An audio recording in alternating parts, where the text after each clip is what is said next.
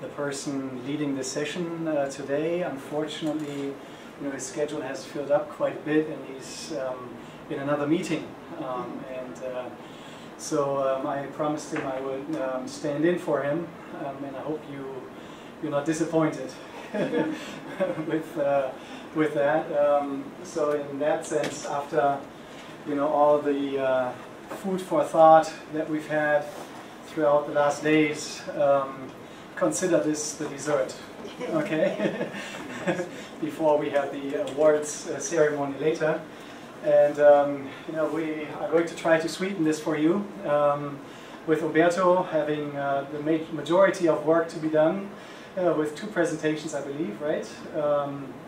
And the topic today, or this afternoon, is on community and sustainability, in particular escapism, which is a topic that I will be talking about, a few words, and social networks. And I've been told Humberto is a brilliant guy, so I'm really looking forward to seeing what you are presenting later on. And if you don't mind, we'll just stick to the schedule, and I'll just go first.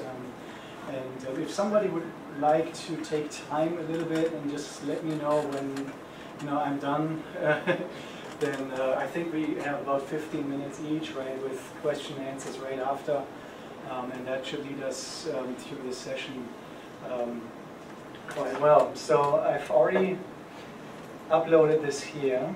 Let's see if I can get this started properly. Right, I need to get my notes.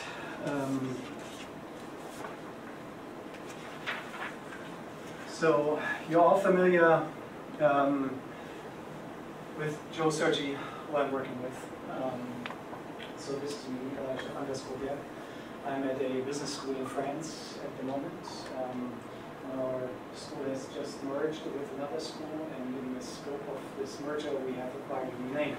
So you're probably not familiar with this name, but hopefully in the future, when all our PR work is done. Now, if you know Joe, then you know he's in a marketing department, and so am I. So we're both from the business school angle of things, and we're interested in this topic of well-being or quality of life from the perspective of marketing or consumption. So that's a little bit different than what you've heard about in many sessions before throughout this conference. So we just have to kind of take our marketing hat on today and think a little bit more about consumption rather than more macro issues as in other presentations. Now, knowing about marketing, you know that we deal with a lot of things related to consumption, in particular psychological issues or sociological issues. So we're looking at consumer well-being rather than subjective well-being.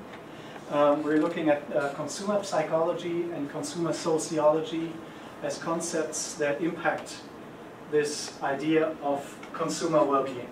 So that just to put this into a frame of reference for you to understand better where I'm coming from. Now, the particular component of this equation, the very narrow gap that I'm trying to address with this work that I'm going to present now, has to do with what's called escapism consumption experiences. Now, we generally talk about consumption experiences as that which you experience while consuming. So when you pick up your phone and you make a phone call, you consume a service, and you have a certain service experience, certain consumption experience. Here, we're looking at those experiences that can be characterized as escapism experiences. And those are experiences that refocus, as it says here, your attention, your frame of mind, the way that you're thinking, away from your surroundings. Other people say, well, you're losing yourself in that consumption experience. For example, if you read a book and you get totally immersed in reading this book and the story that you're reading about, you're sort of escaping your surroundings and your environment, and you forget about the things that are going on around you while you read the book. And a new reality comes to life, and this reality closes or finishes when you close the book. All right, so while you're consuming certain things, like, for example, a book, you are escaping. You're escaping reality, the real world around you. Now the question is, how does this type of escape experience impact your well-being? Does it have a positive impact on you? Does it have a negative impact on your subjective well-being? Or does it depend on something? Okay. Now, the perspective that we're taking on this, this idea of escapism, is that we're saying, well, maybe this escapism experience, in part, is due to a consumer's motivation to get away from something. All right, so I open up that book on purpose. I may not open up the book because I'm interested in the story, but maybe I'm opening up the book because I'm trying to get away from something that I'm dealing with right now. So you're in the hospital and you've just had surgery. You have all the cables around you and whatnot. And this stresses you. Maybe you open up the book to get your mind away from where you are right now, to alleviate that situation. Okay? To get away from it for a particular period of time. And once you close the book, you're back in your bed with all those things. Okay? So, in other words, the angle that we're taking at these escapism experiences is what we call, from the psychological point of view, a coping framework. Coping means dealing with a situation, a stressor, that's what psychologists call it, a stressor that you have to deal with, that creates a problem of some sort for you. Now, it could be in your work life that your boss has just been mean to you. It could be in the subway that it's crowded and you just don't stand the noise and all the things that are going on around you. It may be that you're at home and your kids are crying and so forth. Okay, so there's all kinds of stresses that we deal with in daily life. So maybe these escapism consumption experiences are ways to escape from a situation or a problem that is challenging you. That's the framework we are taking. We're not saying necessarily all escapism consumption is that type of coping. Okay, please don't get me wrong. I'm just saying some variance in this coping, in the coping motivation, comes from this escape motivation from some problem. Okay? So we're taking this framework to try to explain how does escapism consumption impact your subjective sense of well-being. Okay? And what we find in the literature, when it comes to coping, there are different types of coping mechanisms, different ways in which people cope. Two fundamental types of coping exist, and they have sub-dimensions. One way of coping is you address the problem. You deal with the problem, right? You solve your problem. You address it. The other way of coping is you avoid your problem. Right? What we are saying, escapism experiences fall into the avoidance category. So, if escapism consumption is in response to a stressor, then it is most likely an avoidance type of dealing. Now, if avoidance is what's going on, then we know from the psychology literature, and also some literature in our in our journals, Social Indicator Research, or what was the other one here, Journal of Happiness Studies, okay, we find that avoidance coping reduces subjective well-being. Ultimately, and that's sort of the bottom line of these studies, because the problem doesn't go away. At the end of the day, when I wake up, the problem is still there and probably it's worse. Okay, so the more I avoid, the worse I get. Okay? And that's the fundamental starting point of our thinking. So the base hypothesis is, well, escapism consumption experiences, in general, if it's avoidance coping, reduce subjective well-being. And we do have findings like this, for example, in the context of I don't know exactly what it's called, multi-role-playing games. You know, these video games where you take on a role and you're in front of your TV for 12 hours and you're trying to do something, you know, in connection with others, and you know, so in that context, you know, there are studies that find that this escapism type of behavior, this getting into this game with your mind and forgetting everything around you, actually deteriorates the well-being. Right? So that's one example, empirical example that we have to go off of when we look at this. You know, so what is the contribution of looking at this then? Well, first of all, we would like to know, do escapism consumption experiences impact subjective well-being? First of all, we don't have evidence, empirical evidence for this. So, first purpose of the study is really to establish that. Okay, what's the linkage? How does it look like? And then, also, are there conditions, since we're all thinking positively as we've heard in the plenary session, right? And we should look at the positive sides of well-being and not only avoiding the negatives, right? So we're trying to figure out, are there conditions, okay, that we can affect, in our case as marketers, that actually turn that dial towards something positive? So in other words, can we create escapism consumption experiences that improve subjective well-being? Okay, so that's the purpose of this research.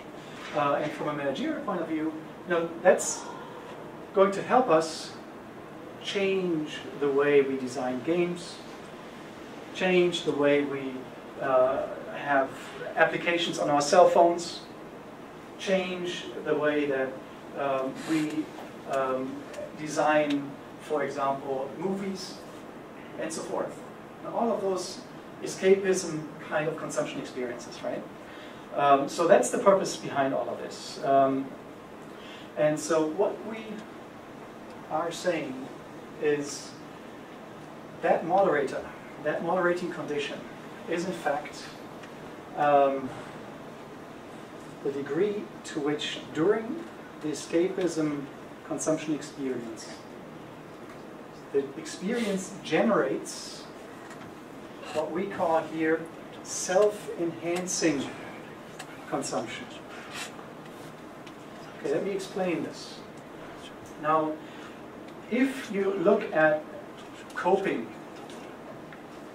then what we know about coping is that avoidance strategies tend to be chosen more if one faces a big problem rather than a small problem. So the larger the problem becomes, the more likely it is that you choose the avoidance type of coping rather than the problem-solving type of coping. Also, if we look at who chooses the problem-solving kind of coping type of strategy, those are people who have a higher degree of self-efficacy. They feel like they can tackle the problem. So in other words, the idea behind this is to say, okay, you've chosen to avoid your problem, okay, but maybe I can help you to feel more confident about you. about yourself. Maybe I can help you identify solutions in the process that then help you, once you wake up, to address your problem maybe differently. Okay? And those are the concept of self-esteem. So this is where, I put you more in charge of your problems, of your life, of your situation in which you are. And I also strengthen your perception of who you are. Not only do you feel confident, but also you get a better sense of what is right for me and what is not. Okay? These things taken together make up what we call self-enhancing consumption experience. Okay? So, at the end of the day then, if the escapism experience can be characterized as self-enhancing, we would hypothesize that subjective well-being actually tends to improve. If we don't have this, if it's sort of a mindless type of exercise that's going on, or experience, then it's not going to help at all. But if in the process we do something that gives us a sense of self, in a sense of self-esteem and self-consistency, then subjective well-being can improve. It doesn't have to, but we think that it will. Okay? So now let's see how we studied this. Now we started with a,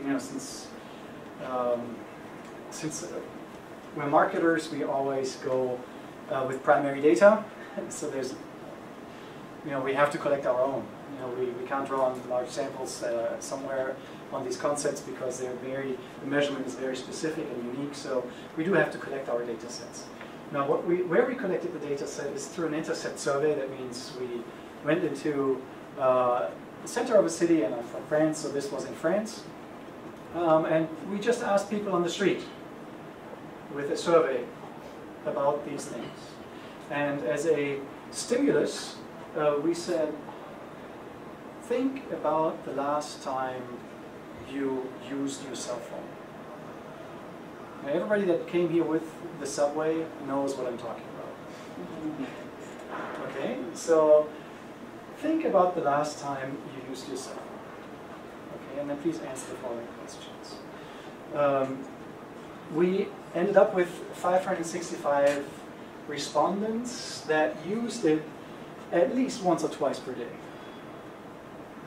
Okay, so we're not looking at those people who use their cell phones intermittently once in a while, not so likely for escapism purposes. Okay, but those that are constantly on the phone.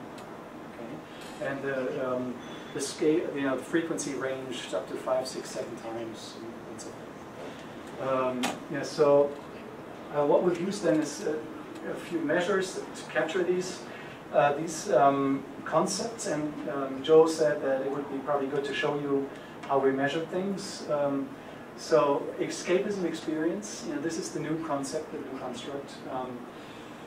We measured with the following questions here. I forget about my immediate surroundings when I use it. Using it makes me forget where I am. After using it, I feel like I've come back to the real world. This, in essence, measures, did they actually get away, right?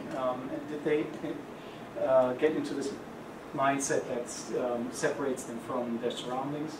Subjective well-being here, and the rest of the measures are established standard measures. So how would you evaluate your life right now? And the following questions, you probably know this measure.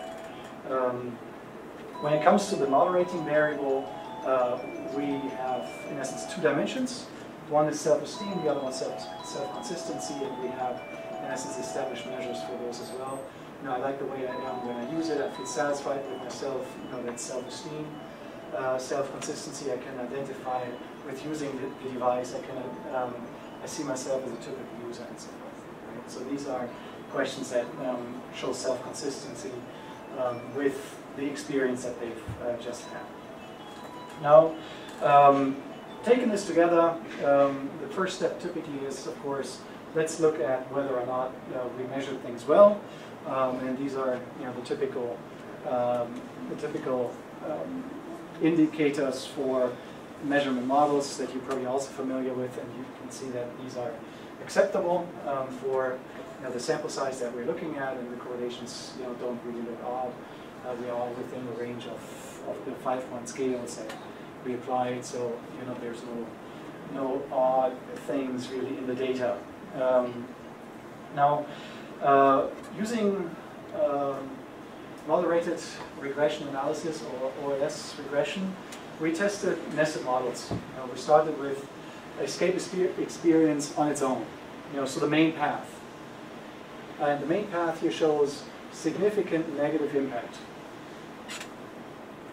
Okay, so escapism does reduce subjective well-being. Okay, that's one of the insights from the study.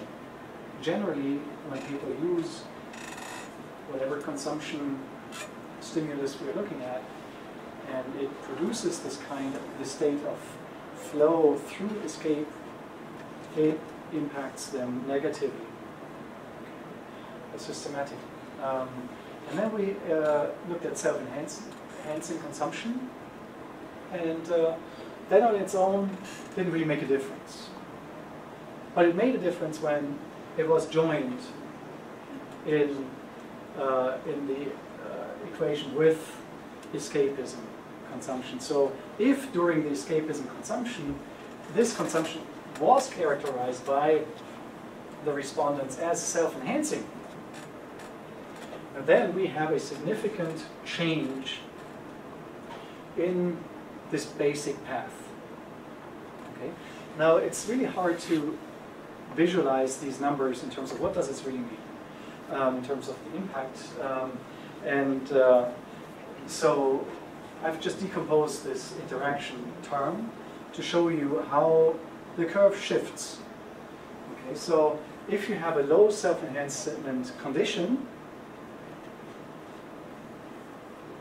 there's negative association between subjective well-being and escapism. And this is consistent with the main effect. For low self-enhancement, it's even steeper than the main effect. The main effect is somewhere in the middle here. Okay, but if it is considered high in terms of self-enhancement, this curve actually shifts. Now, in our data, it shifts to marginally positive. But then again, like I said, this study was done for internal validity, not external validity. That means when we look at this curve, depending on depending on what is being consumed, by whom it is consumed, and so forth, so the generalizability means that this will turn. The only thing this says is, yes, there's a difference. This is more positive than this. We don't know how positive it can be at average across all escapism type of consumption experience that they might be. But for cell phone users in France for this city at this time, it looks like this. So in essence, we are establishing that there's a moderation, a change in interaction. What are the implications? Like I try to looks at this from a well-being quality of life perspective. Right? So what we say is that we have to be careful what kind of consumption we design. In general, if we just let it go, we're likely to hurt ourselves. And this can have policy implications. From a marketer's perspective, also it has implications for, to what degree can I actually help my consumer along? Beyond the simple immediate satisfaction that we measure, to say, okay, I'm happy with this game, I like this game, I like playing it. No, we need to take the next step and say, well, if you keep playing this game, is it like cigarette smoking? It's going to harm you. Or can we change something about this? That actually, when you play this game, at the end of the day, we're helping you along to get a better, become a better person or change your life. Okay. And that's the implication of this. And the way that can be done is by combining experiences such as self-esteem and self-consistency within the games, positive experiences that actually help you along. And again, please keep in mind, we've chosen the coping framework. And within the coping framework, we explain some variants. We don't explain all of the variants here. And there's really room for research. Okay, if you take a different perspective, you may identify other moderating conditions, okay, that may change that main effect. And you know, what I always say is, it cannot be all that bad if all people do it. Okay, we have a smart audience. You know, if they're smart, then why do they choose things that hurt them? Okay. So in that sense, we really need to find out what makes the difference, you know, so that we don't disadvantage people that don't know what they're doing. Okay. All right, so that's the those are the implications of what I just presented to you, this small study. And longitudinal surveys would be great on this to see more the long-term impact, because right now we have a cross-sectional study, assuming that people constantly do those things that we've measured. But let's open this up to say, okay, if you continue to stay on your cell phone the whole time, you know, does actually your subjective well-being decrease over time? And then does this moderator actually make a difference? So in that sense, getting closer to the causality in things. All right, and of course generalizability, you know, across different kind of populations, across different kinds of experiences, different devices, and so forth. All right, time. I hope I didn't take too much. I didn't see anybody raise their hand. So good. I don't know, should we take questions immediately or should we do that afterwards? Maybe a few questions now and then it's all you. Should we do that? Does anybody have questions? Are you familiar with the concept of flow from positive psychology? Absolutely. It's very simple. Yeah, very similar with this escapism. Yes, absolutely. Can you differentiate between those two? The motivation. Okay. The motivation is the difference. If you look at the measures, they're very similar to the flow measures as well. And in fact, you know, I've looked at that literature to see, you know, where can we, where's the difference really, and we also have a measure of escape motivation. You know, so the motivation to get into the flow, right? And that's where the difference is. But flow absolutely is a very much related concept. Because flow is correlated positively with well-being, while this is always negative. Yeah, exactly. It's negative. Right. So flow in terms of, say, you know, like, you know, we're in a Buddhist context, you know, if you get into this flow mindset for other purposes, religious purposes, spiritual purposes maybe, you know, there's probably a very positive impact like before. But this is different. This is sort of like getting away from the problem, kind of.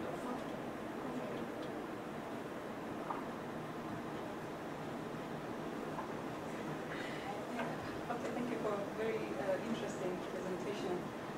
Probably you said this, I'm sorry I came late. I'm just curious to know which escapism experiences you actually looked at. Maybe you said it. And then secondly, you talked about the insights you got from young consumers.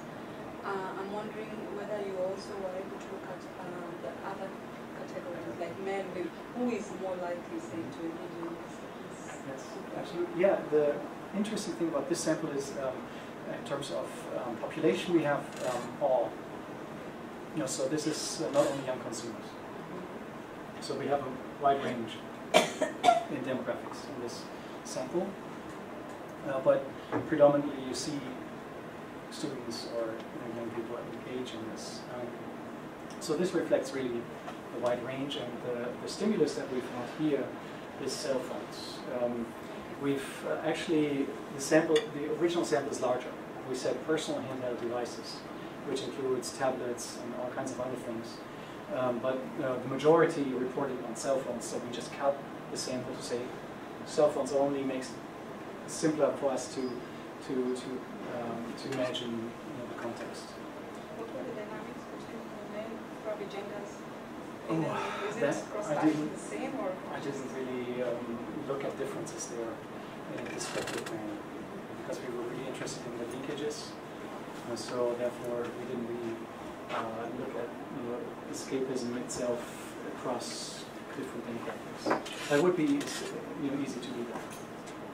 Maybe a good point for the actual paper to give people more of an overview of heterogeneity. The way I understand it, escapism has other experiences covered all sorts of activities. So you differentiated between activities with self-enhancement, high self-enhancement, impact on the well-being of the people. So were you actually able to differentiate or identify which types of activities you get?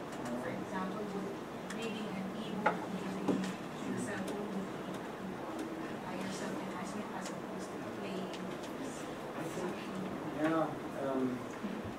that might be a question to follow up with. However, the way we measure things is to say reading an ebook can be both for you. It depends on you. And for some people, it can be considered self-enhancing. For others, it may not be. Playing that game, online may be self-enhancing for you, maybe not for me. Okay, so in that sense, the actual, or the specific type of activity, I'm not sure if we can really say or categorize them to say, this is better for you and this is worse. Maybe there's a tendency, to say there's a tendency if you engage in this type of activity. Okay, I'm done. Be happy to chat with you afterwards. And thank you very much for your interest. I think 2 more presentations to go.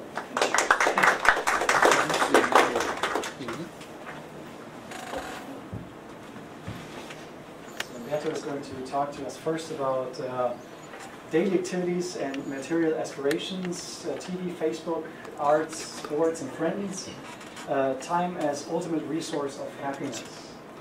The realization activities that capture your attention and makes you feel like you were flowing.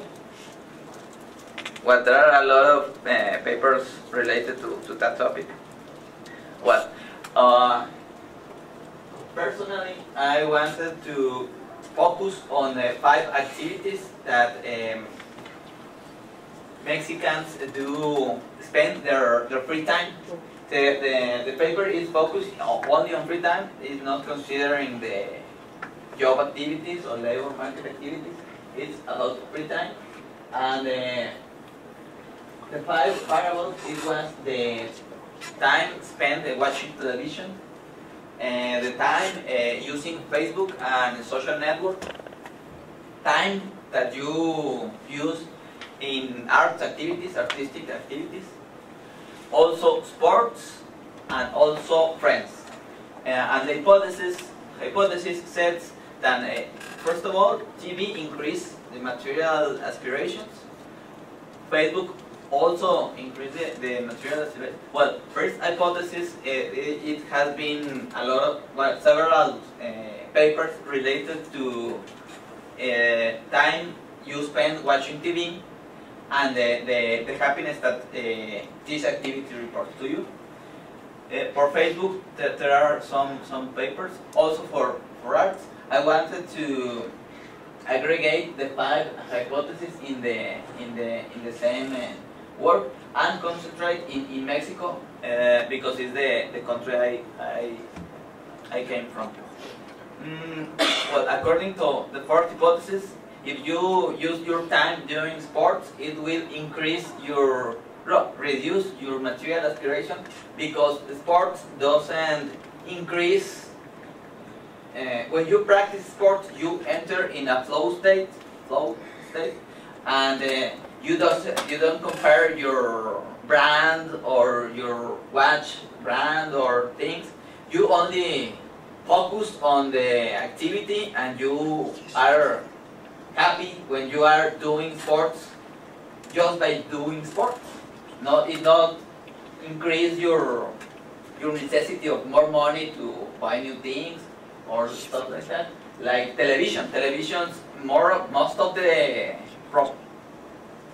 the programs in television, what they try is to sell things, to make you think that you need something new, a new car, new house, new clothes, and so on.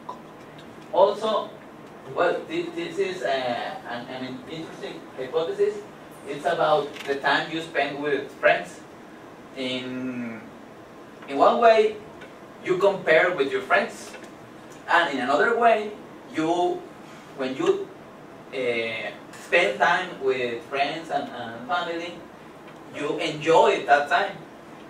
Not necessarily it increases your aspiration. Maybe you are just enjoying the time you spend with these people.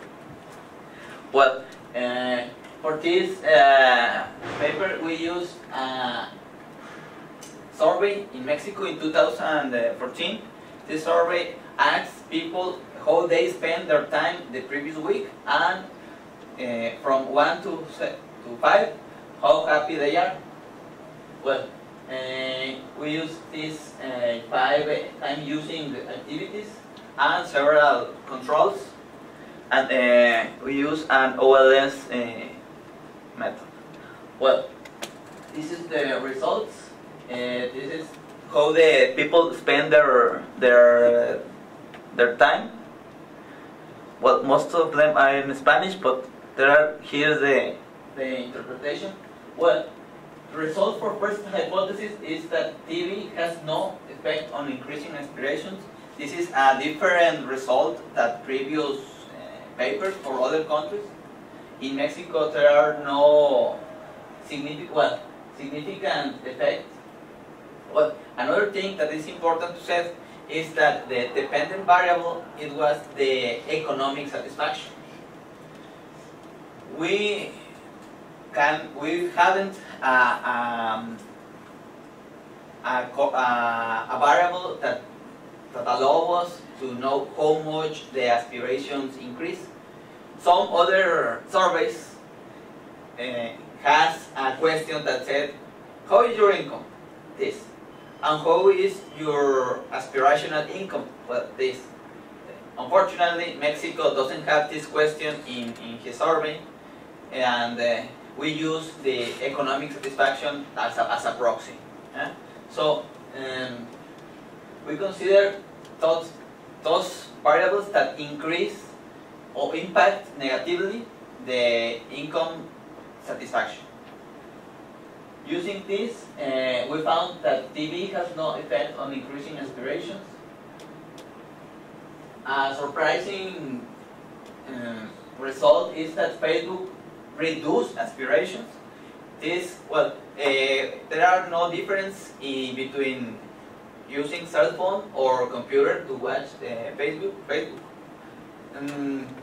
So we believe that the time that people spend on Facebook doesn't increase their aspirations, because they are in contact with friends and family, and so they enjoy, and maybe they enter in this flow state when they are chatting with their friends or playing games in Facebook. Another the other three variables is, well, I was personally very surprised because the result of the three. Artistic activities has no effects on aspirations. What I propose is that the artistic activities generates flow states and gratifications by itself, but according to this result, the impact is not significant. Sports result, the most important variable, it reduced the material aspirations a lot. It increased the gratification and the enjoyment with life. It was the biggest impact, and also as expected, well, as expected for we, friends reduce material aspirations. This is, well, we believe because the time you spend with your friends doesn't, you enjoy that time and doesn't necessarily increase your aspiration with the comparison. Well, conclusion, this paper focused on the use people do of the use of the free time, and the biggest impact in happiness and in not in happiness, in material gratification arrived from practicing sports. It was the biggest impact. So people must pay attention to this kind of results, because maybe Mexicans spend too much time watching TV or doing other things that doesn't maximize their utility. And if they spend more time practicing sports, it will be bigger their economic satisfaction and satisfaction with life. This is the what, and for other variables, we found that no relationship with watching TV. Watching TV doesn't increase material aspirations. It was surprising for us, but it could be because Mexican time spent to work, it is one of the biggest in the OCDE, and so Mexicans are, well, when they leave their work, they need to rest, and probably television is a way to escape, like Stephan said, because for most of Mexican life is work is very tired, and need to go home and watch television to escape and to feel better. Okay, that was the first presentation. I don't know if you have any questions.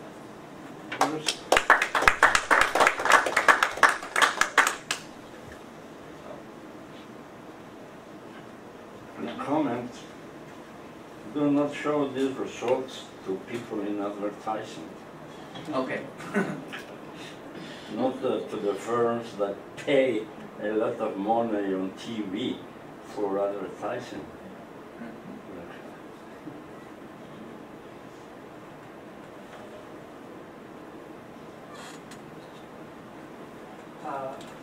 I have a question about access to those 5 variables that you mentioned. Would there be,